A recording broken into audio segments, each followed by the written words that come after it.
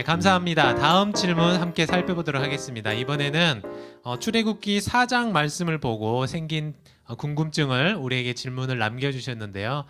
모세가 하나님의 부르심을 받고 출애굽해야 할 이스라엘 백성들을 이끄는 지도자로 부르심을 받았습니다. 그런데 한 가지 문제가 생겼습니다. 십보라와 아들들과 함께 출발하는 과정 속에서 이런 일이 있었죠. 할례의 문제가 생긴 것입니다. 이 사건을 보면서 궁금증을 남겨주셨는데 과연 이게 무슨 말입니까? 하나님이 모세를 죽이려 하셨습니까? 또 피남편이라는 말은 어떤 뜻이고 또 아들이 할례를 받았기 때문에 살아난 것입니까? 라고 질문을 남겨주셨는데요. 네, 이 질문 관련해서 우리 김진호 목사님께서 여러분들의 궁금증을 시원하게 풀어드리도록 하겠습니다. 네, 정답은 모세의 아들이었던 그 게르솜이 할례를 하지 않았기 때문입니다. 하나님이 그 일 때문에 모세를 어떤 모양으로 죽이려고 하셨는지 모르겠지만 주석에는 어떤 병이 있거나 이렇게 얘기를 합니다. 근데 할례가 왜 중요하냐면 할례는 언약의 징표입니다. 그러니까 성경에서 얘기할 때 그 할례가 언약의 징표라는 것은 하나님께서 이스라엘 백성들을 하나님이 선택하지 않은 백성들과 구별하는 그 징표가 바로 할례입니다. 근데 모세의 아내였던 십보라는 미디안 지역에 살고 있었던 미디안 사람입니다. 이 사람은 하나님의 언약의 징표를 받은 그런 족속들에서 나온 사람들이 아니죠. 근데 창세기 17장 12절에 보면 하나님께서 아브라함에게 할례를 할 것을 명령을 하셨고, 그래서 아브라함이 이제 할례를 태어난 지 8일부터 어린아이에게 이제 적용을 하는 것입니다.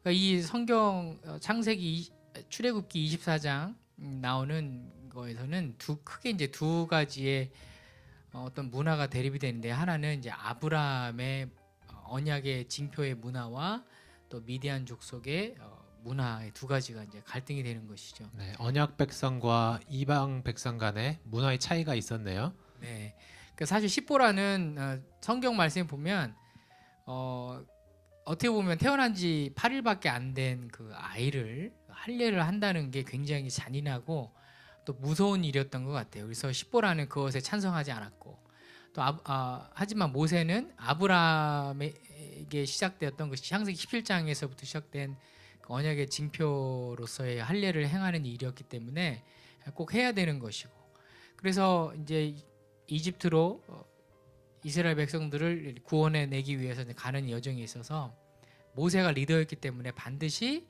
모세가 그 언약의 징표인 할례를 행해야 되는 이제 그런 의무도 모세에게 포함이 된 건데, 그것을 하지 않았기 때문에 하나님께서 모세를 죽이려고 하셨던 것을 우리가 알 수 있겠습니다. 네, 감사합니다. 이렇게 지도자로 세움을 받았는데 작은 흠결이 결국에는 민족 전체를 이끄는 데 있어서 문제가 될 수 있었을 것 같네요. 그래서 하나님께서 그 문제를 해결하시기 위해서 이런 시도를 하셨던 것이 아닌가 생각하게 됩니다. 네, 우리 목사님 또 귀한 답변 주셔서 감사합니다. 네, 감사합니다. 네, 그러면 다음 질문 한 번 더 살펴보도록 하겠습니다. 이스라엘 백성들이 모세와 함께 시내산에 도착하고 정말 놀라운 경험들을 했죠. 십계명을 받는 사건이 등장을 하는데요. 특별히 성경에 보면, 특별히 24장이라든지 이런 말씀들에 보면 모세나 지도자들이 하나님을 보았다라는 기록이 있습니다. 과연 영이시고 신이신 그 하나님을 어떻게 모세와 지도자들이 볼 수 있었는지, 진짜 본 것이 맞는지 궁금증을 남겨주신 우리 성도님들이 계셨는데요. 이 시간에 이 질문에 대해서 우리 유인규 목사님께서 여러분들의 궁금증을 해소해 드리도록 하겠습니다. 네, 보았냐고 물으신다면 네, 보았죠. 성경이 분명히 말하기를 이스라엘의 하나님을 보니라고 말하고 있잖아요. 아마 이 질문은 성경을 처음 읽으시는 분이 하신 건 아닐 거예요. 분명히 오늘 본문은 모세와 아론과 나답과 아비후와 이스라엘 장로 70인이 시내산에서 하나님을 보았다고 했는데, 33장에 보면 모세가 하나님을 보여달라고 요구할 때 하나님은 그럴 수 없다. 왜냐하면 나를 보고 살 자가 없다라고 말씀하셨기 때문에 아마 이게 의문이 되시는 것 같아요. 네, 그렇습니다. 참 궁금합니다. 그렇죠. 네. 이와 같이 좀 모순적으로 보이는 성경의 답을 찾는 한 가지 원칙이 있는데요. 그것은 하나님의 말씀인 성경에 오류가 없다라는 전제에서 시작하는 것입니다. 네, 성경의 무오성이라고 하죠. 네. 네, 굉장히 멋있어 보이셔요, 목사님. 네. 감사합니다. 네, 그러니까 에이 뭐 이거 틀렸네 뭐 이렇게 접근하는 게 아니라 어라 이거 왜 이렇게 다르지? 뭐가 다른 걸까? 하는 접근 방식을 취하는 것입니다. 네. 이러한 태도를 갖고 나면 우리의 이해를 위한 방법이 생깁니다. 먼저 생각해 볼 수 있는 것은 출애굽기 33장에 나오는 하나님의 말씀은 맞다는 것입니다. 하나님의 얼굴을 보면 죽는다는 것입니다. 그리고 모세가 본 것은 하나님의 등이라는 것입니다. 출애굽기 24장으로 돌아와서 보면 백성이 본 것 역시 바로 뒤이어 그 발 아래에는 이라고 시작합니다. 그러니까 어쩌면 하나님의 발 그리고 그와 연이어 있는 아래를 보았다는 것입니다.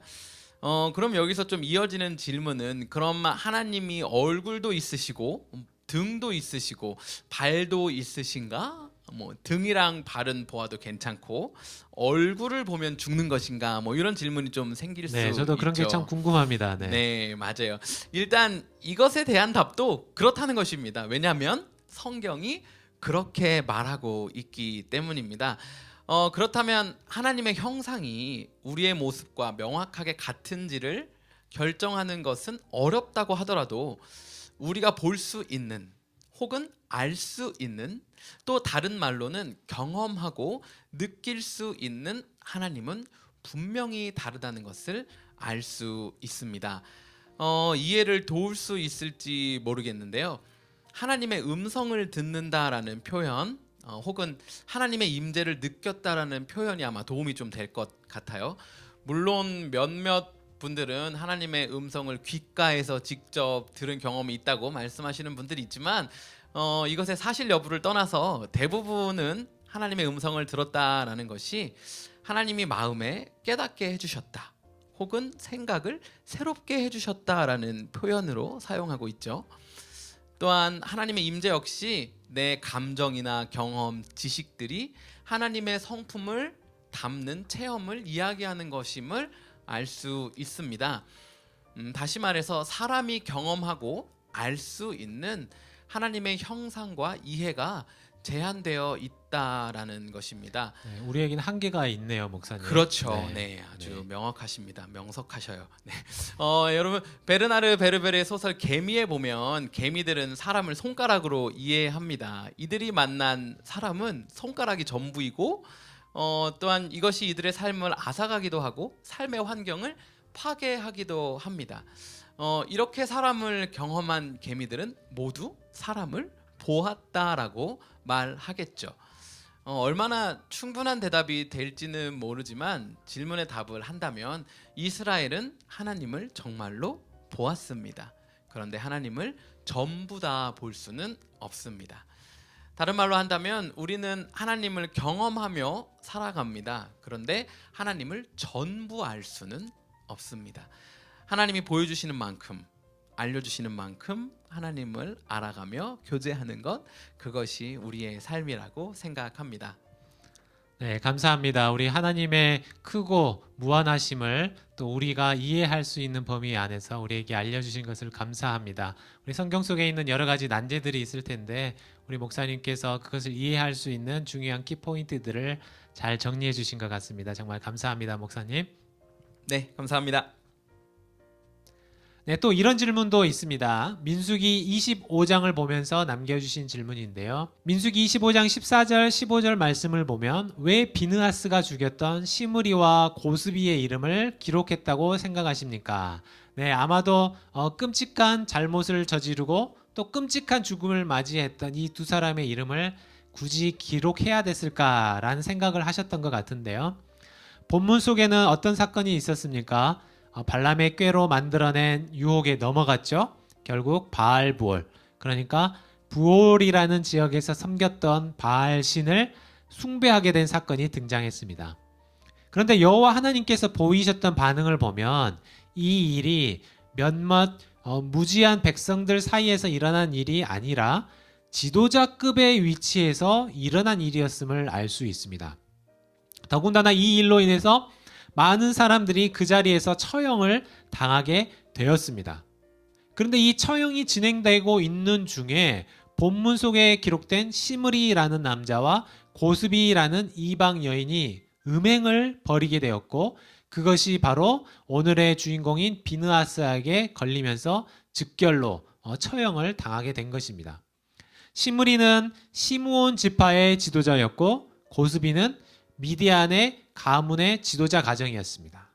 하나님께서는 이방신을 섬긴 데다가 이방 여인과 음란한 짓을 벌인 이들의 죄를 심각하게 생각하셨고, 그것을 공적으로 기록을 남겨서 사람들에게 경각심을 불러일으키고 싶으셨던 것 같습니다. 그래서 이들이 속한 가문까지 보여주셨던 것이죠. 이 죄가 모범을 보여야 할 지도자 계층에서 일어났다는 것에 대해서 하나님은 아마도 더 심각하게 다루셨던 것 같습니다. 네, 또 이런 질문을 남겨주셨습니다. 성경을 굉장히 꼼꼼하게 읽으셨던 분이신 것 같아요. 신명기 22장의 1장 22절에 보면 모세가 이스라엘 백성들이 원해서 12명의 정탐꾼을 보냈다고 나오는데, 민수기 13장을 보면 하나님께서 명령하셔서 정탐꾼을 보냈다고 나옵니다. 이 두 구절이 왜 다른 걸까요? 라는 질문을 남겨주셨는데요. 잘 아시는 것처럼 신명기는 출애굽이 마지막 단계에 이르렀을 때에 지금까지 일어났던 일들을 돌이켜보면서 행했던 모세의 설교입니다.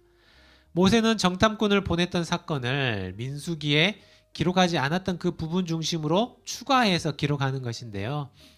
신명기 말씀처럼 이스라엘 백성들이 정탐꾼을 보내게 해달라고 요청을 한 것이 먼저입니다. 그리고 이것을 민수기 말씀처럼 하나님께서 허용해 주신 것이죠. 여기서 더 중요한 것은 누가 먼저 보내겠다고 원했느냐 이것이 아니라 신명기 1장 21절에서 하나님은 이미 그들에게 이 땅을 주시기로 약속하셨고 두려워하지 말고 올라가서 차지하라고 하셨다는 사실입니다. 그런데 어떻습니까? 하나님의 약속과 명령을 온전히 받아들이지 못할 때에 결국 이 정탐의 문제로 인해서 이스라엘 백성들이 큰 곤욕을 치르게 되었다라는 것이죠. 네, 우리 두 목사님 모시고 우리 둘째 날 우리 Q&A 영상을 함께 진행해 보았습니다. 그동안 우리 첫 번째 에피소드 또 가이드 영상 만들어 주시느라 너무 많이 수고해 주셨고, 또 이 자리에 또 다시 나와 주셔서 우리 성도님들이 갖고 계시는 궁금증 해결해 주셔서 정말 감사드립니다. 두 번째 에피소드도 잘 부탁드리고요. 우리 성도님들께 간단한 격려의 메시지 한 번씩 해주시면 좋겠습니다. 우리 이번에 유인규 목사님 먼저 우리 격려의 메시지 한번 해주시면 좋겠습니다. 네, 여러분들 성경을 날마다 읽는다는 게 너무 쉬운 일이 아닐 텐데 날마다 성경 읽으시는 거 너무 복된 일이고 계속해서 쉬지 않고 읽으시면 좋겠습니다. 이제 모세와 함께 떠나는 여행이 마치고 또 새로운 에피소드가 시작될 텐데 예수님과 함께 또 즐거운 여행 떠나시기를 간절히 소원합니다. 감사합니다. 네, 감사합니다. 우리 김진호 목사님도 우리 성도님들에게 귀한 말씀 한번 남겨주시면 좋겠습니다. 네, 코비드-19 때문에 지금 백신이란 약을 먹으면서 다들 살아가시고 계신데요. 우리가 구약, 신약 두 가지 약을 먹어야 됩니다. 자, 이제 구약 드셨고 신약 드실 차례가 되셨습니다.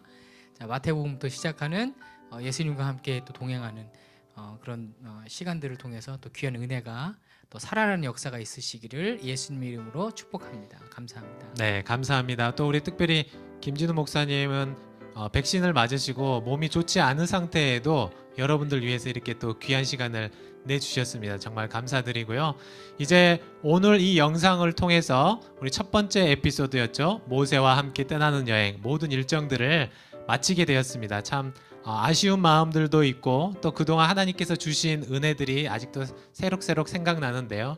다음 주 월요일부터 두 번째 에피소드 예수님과 함께 떠나는 여행, 바로 사복음서 여행이 시작이 될 것입니다. 여러분들 잊지 마시고 에피소드 두 번째도 열심히 함께 해주시고 또 혹시 첫 번째 에피소드 아직 마무리하지 못하신 분들이 계시다면 이번 한 주 동안 열심히 시간을 내셔서 잘 쫓아오셨으면 좋겠습니다.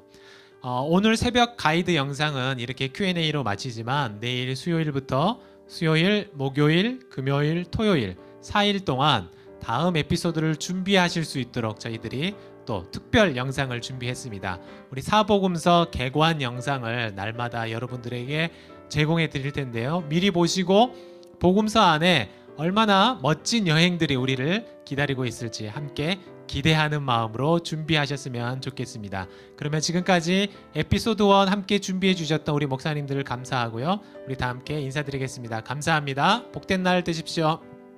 감사합니다. 감사합니다.